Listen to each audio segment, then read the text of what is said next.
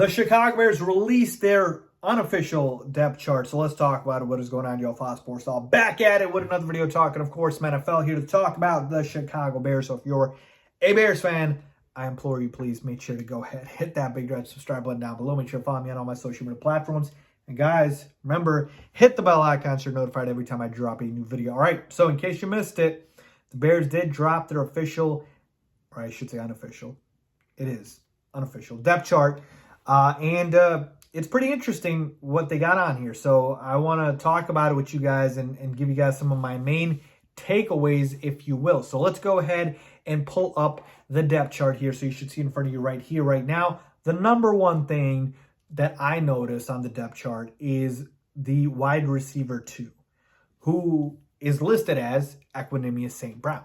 Now, why is this surprising to me? Well, because in my belief, I thought the wide receiver 2 spot was locked with Byron Pringle's name on it, right? I thought he was the guy, and he's listed, as the second string on the depth chart. Now, again, this is unofficial, but it does speak volumes to how much ESB, and I'm going to abbreviate him and his name, how much ESB has improved and how much he has impressed more so at training camp, and he's really become a weapon for Justin Fields to look at, a big guy, a big-bodied receiver. We don't have a lot of those on this roster, and so ESB has been pretty impressive. And again, this is coming from a guy who couldn't crack the Packers receiving core the last couple of seasons. For him to jump at number 2, again, you could look at it as the Bears receiving core is really bad, or ESB really improved, and now he's jumped into number 2 on the spot. Do I think it holds? I don't. I still think it'll be Byron Pringle when it's all said and done, but I do think ESB is locked up the number 3 spot at least, right? At this point, he's locked in as a starter. Like, that's what I feel like this showcases to me. I think it'll be Mooney, Pringle, Equanimeous St. Brown. Those are your 3 starters. Behind them, we'll see. A couple other things to note here. Braxton Jones, can we say enough good things about this guy?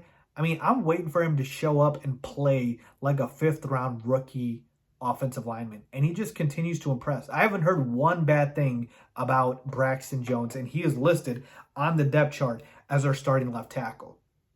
Let me repeat that.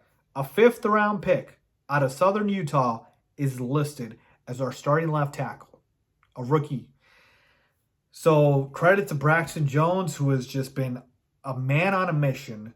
Like, he's given Robert Quinn issues. So hopefully, knock on wood here, it holds up like during the regular season. I really hope this kid proves his worth and is really, about the hype. Right? He's getting a lot of hype here, and obviously becoming a starter as a rookie is a big deal. So I want to see him out there and see what it's all about. So Braxton Jones, I'm not saying it's surprising seeing him listed as a starter, because we pretty much knew that this was going to be the case because he's been running with the ones all training camp. But still, to see it officially there or unofficially, it says something. A couple other notes here. Larry Borom, Tevin Jenkins, both listed with the second string here. Not too surprising for me. I didn't think Tevin Jenkins was going to be listed as a starter here. Look, for him, his one spot on the team, or I guess I should say on the starting lineup, was really going to be where Braxton Jones is as a rookie, right? Because I didn't think he was going to obviously take over Whitehair or Lucas Patrick or Michael Schofield or Riley Reef. These are either veterans or guys that are established and really good. So it was really going to be taking over Braxton Jones at that left tackle spot. But clearly, the rookies outplayed him. So Tevin Jenkins is the backup, and maybe he'll work his way into the starting lineup at some point during the season, but we'll see if that ends up even happening. Same thing with Larry Borom. He's solid, but he's a backup. All right. Other than that, for the most part, pretty self-explanatory and straightforward as far as the offense. All right, let's flip over to the defensive side here. And I've also got a couple of things here that of note. Kears Tonga, not listed as a starter on the defensive line. They've got Angelo Blackson there. And more importantly, Al-Qadim Muhammad, not listed as a starter. I thought he was a shoo-in to be on that starting D-line. And they've got Angelo Blackson and Travis Gibson as the 2 guys that I probably would have thought would have swapped, right? Tonga and Muhammad instead of those guys. But credits to them, man. Credit to Travis Gibson and Angelo Blackson. I guess they've been impressive enough to be quote-unquote unofficial starters. We'll see if it holds up. I still think Muhammad and Tonga might find their way into the starting lineups when it's all said and done.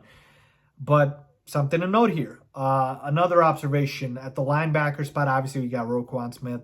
We'll talk about him in a different video, man. We know what the deal is. He's holding out. But Joe Thomas listed as a linebacker starter. I thought it was really going to be Matthew Adams at that linebacker spot starting. Nicholas alongside Morrow and Roquan whenever he does play. So that's surprising to me. Other than that, nothing really too surprising with, the secondary, Jalen Johnson, Kyler Gordon, Eddie Jackson, Jaquan Brisker. Expected that. And then the kick return, punt return game, you got Herbert and Daz Newsome. And then it's funny, Velus Jones listed for both as second string. Could he find his way into the first string as the season, comes? So we'll see about that. But those are my, observations and notes as I went through this depth chart here, people. So let me know what you guys saw that kind of stood out to you guys. I think things are still fluid. I think things will still change. We've got, again, 3 preseason games. We've still got less than a month till the regular season, till week 1 game against the 49ers. Let's see what happens. So let me know what you guys think about the Bears' unofficial depth chart. Leave a comment down below as always. Thanks for watching.